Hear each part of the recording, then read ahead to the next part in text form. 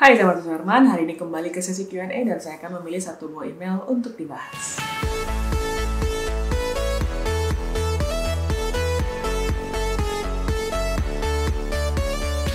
Makasih banyak buat teman-teman yang udah kirim email ke marthasuherman@gmail.com. Hari ini saya akan memilih satu buah email untuk dibahas. Email yang saya pilih adalah email dari HDYT. Alamat emailnya adalah dayatborjo@gmail.com. Maafkah saya seorang tukang foto keliling, saya mau tanya, untuk foto di malam hari sedikit kesulitan mendapatkan foto yang bagus dengan kondisi cahaya yang sangat minim. Kadang blur, kadang gelap. Kalau menggunakan flash internal, menurut saya malah gambarnya agak hitam. Tolong berbagi tipsnya buat tukang foto keliling di malam hari. Apakah perlu menggunakan flash atau bagaimana supaya bisa mendapatkan foto yang lebih bagus? Berikut saya lampirkan foto yang saya ambil tanpa menggunakan flash. Saya ambil di file RAW, sudah saya ubah menjadi JPEG. Terima kasih sebelumnya Kak. Untuk alat yang saya gunakan adalah Fujifilm X-A5. Kemudian lensanya adalah Filtron 85mm f1.8. Dan di sini dilampirkan dua buah foto yang pertama dan foto yang kedua. Nah, sebelum masuk ke pembahasan kali ini, saya ingin mengucapkan makasih banyak buat teman-teman yang sudah subscribe channel ini dan selalu support dan share bagi teman-teman lainnya. Mungkin di sini ada teman-teman yang baru banget ketemu channel ini, jangan lupa di subscribe sekarang karena setiap minggunya saya mengupload 2 buah video membahas seputar fotografi. Dan mungkin buat teman-teman yang menanyakan apakah saya ada jasa fotografi, videografi, ataupun social media management, teman-teman bisa kontak langsung ke nomor tersebut. Dan juga buat teman-teman yang ingin memanggil saya sebagai narasumber untuk kebutuhan kampus, perusahaan, ataupun komunitas, teman-teman juga bisa langsung kontak ke nomor tersebut, nanti akan dibantu oleh administrasi saya. Oke, nah sekarang kita masuk ke dalam pembahasan kali ini. Jadi pembahasannya mengenai bagaimana caranya memotret potret ya, khususnya di malam hari. Jadi di sini kalau saya lihat ada dua file yang di-attach di sini. Yang pertama ini adalah satu buah foto yang kayaknya nggak pakai flash ya. Jadi di sini fotonya agak sedikit shake dikit ya, karena kalau saya lihat mungkin karena tidak menggunakan flash gitu ya. Tapi di sini saya nggak dapat EXIF-nya. Dan untuk yang foto kedua ini dengan menggunakan flash. Jadi saya akan coba share, mungkin bisa membantu teman-teman yang mungkin sering banget memotret di malam hari, ingin mendapatkan sebuah foto yang lebih cakep gitu ya. Dan ini memang salah satu trik yang mungkin harus dipertimbangkan baik-baik, karena pada malam hari ini kondisinya artinya tidak ada cahaya matahari, artinya banyak penggunaan lampu artificial yang harus kita akali gitu ya, supaya kita bisa mendapatkan efek yang lebih menarik juga.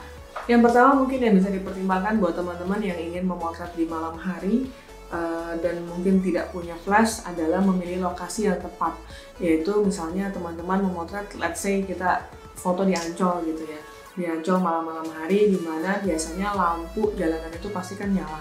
Nah, kita coba foto di lokasi yang mendekati cahaya-cahaya tersebut. Artinya mungkin kita bisa foto dekat-dekat dengan lampu jalanannya itu, supaya kita bisa mendapatkan pencahayaan yang cukup bagi subjek yang akan kita foto.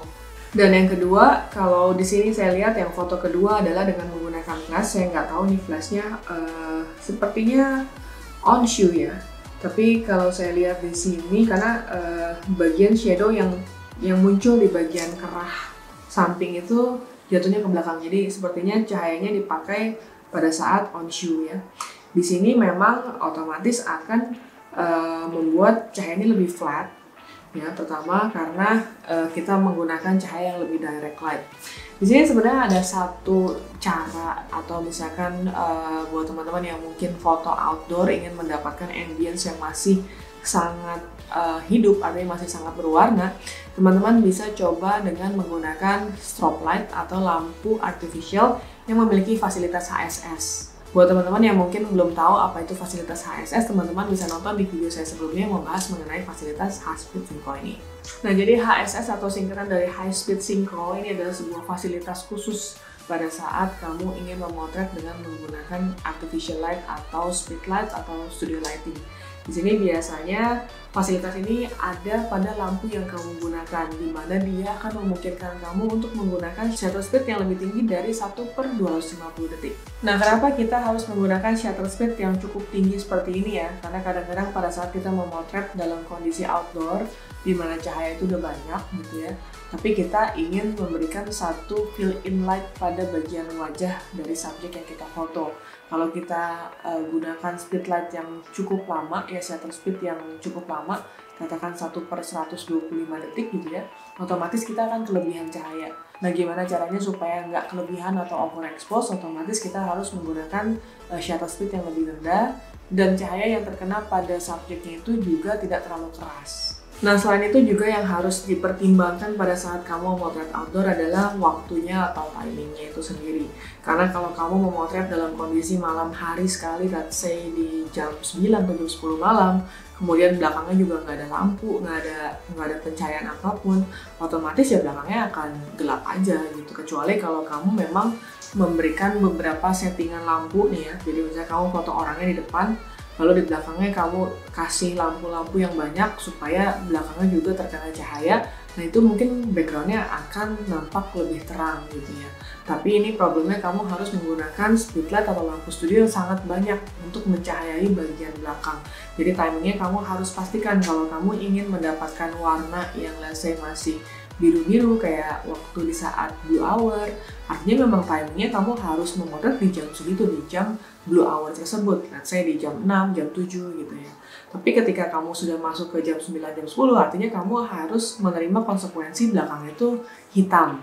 Pilihannya hanya dua. Yang pertama adalah kamu menggunakan cahaya tersebut yang tadi saya sebutkan, memberikan cahaya pada bagian background, atau yang kedua adalah kamu mencari lokasi lain yang memang sudah ada warna-warnanya itu sendiri. Otomatis warna itu akan masuk terekam juga ke dalam foto kamu, jadi tidak hanya hitam total gitu ya. Jadi ada detail-detail yang mungkin menarik. Kalau saya lihat dari foto yang kamu kirimkan di sini, belakangnya ada detail-detailnya ya. Hanya saja warnanya cukup gelap. Di sini kalau saya lihat di belakang itu saya nggak tahu apa, tapi ada banyak bokeh-bokeh dari sumber-sumber cahaya tersebut. Mungkin bisa cari yang background itu lebih menarik lagi untuk dibokehkan. Mungkin seperti misalnya di belakangnya itu mungkin ada Ferris wheel gitu ya, ada lingkaran yang bulat kemudian dengan warna-warna. Itu mungkin bisa menjadi satu option pada saat kamu ingin memotret di malam hari. Nah, jadi seperti itu buat teman-teman yang mungkin ingin memotret di malam hari, pilihannya cuma dua ya.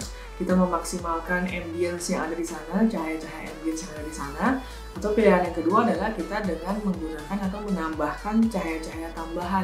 Jadi kalau teman-teman mungkin ngecek beberapa video-video strobe gitu ya, nah itu banyak banget tuh kayak tips and triknya di mana orang difoto di bagian depan dikasih main lightnya di situ, kemudian belakangnya dikasih lagi beberapa speedlight gitu ya supaya belakangnya juga ikutan terang. Tapi otomatis settingan ini cukup kompleks, apalagi kalau kamu memotret di tempat yang cukup ramai, atau mungkin seperti kamu foto di sini belakangnya mungkin lautan gitu ya. Nah, itu kan nggak bisa kita berikan cahaya tambahan seperti itu, agak lebih susah. Nah, artinya kita harus benar-benar jeli memilih lokasi yang tepat dalam pemotretan kita. Nah, di sini mungkin ada satu yang cukup menarik. Di sini ada pertanyaannya adalah kondisi cahaya sangat minim, kadang blur, kadang gelap.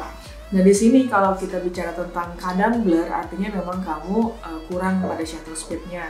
Shutter speed-nya itu harus lebih cepat, dan kalau memang tidak memungkinkan, artinya kamu harus menggunakan tripod atau mengorbankan ISO-nya. Buat kamu yang mungkin belum paham tentang triangle exposure, teman-teman bisa cek di video di bawah ini yang membahas mengenai triangle exposure. Karena triangle exposure ini adalah teori yang paling dasar banget dan paling penting dalam fotografi. Di sini teman-teman kalau ingin memotret dengan kondisi gelap ya, kita harus menggunakan tripod, itu pasti akan membantu, tapi kondisinya si orangnya itu atau subjek yang kita foto itu juga harus stay, harus jangan bergerak, dan kamu juga jangan menggunakan shutter speed yang terlalu lama ya, karena manusia bernafas itu otomatis akan bergerak badannya. Di sini menjadi satu pertimbangan juga pada saat kita memotret subjek yang bergerak, harus jangan terlalu lama, artinya tahan nafasnya kan nggak mungkin disuruh tahan nafas sampai 30 menit gitu ya, pasti kan cuma bisa dalam hitungan detik, artinya kita juga harus menyesuaikan dengan kondisi tersebut. Nah, kemudian masalah kadang gelap, itu berarti kamu exposure-nya memang masih kurang pas ya. Seperti foto yang pertama, menurut saya ini masih sedikit under ya, artinya bisa dinaikkan sedikit, tapi harus hati-hati dengan bokeh pada bagian belakang, karena warna putih di bagian belakang ini nampak seperti overexpose, dan pada saat melihat foto ini terus terang saya agak tertarik dengan bagian background ini, lampu yang ada di bagian background, dan ini cukup distracting kalau buat saya. Oke, nah demikian pembahasan kali ini. Buat teman-teman yang mungkin ingin fotonya dibedah juga, silahkan email ke martasuherman@gmail.com. Siapa tahu email kamu yang saya bahas di video saya berikutnya. So, thank you for watching. Jangan lupa like, comment, subscribe, dan juga share.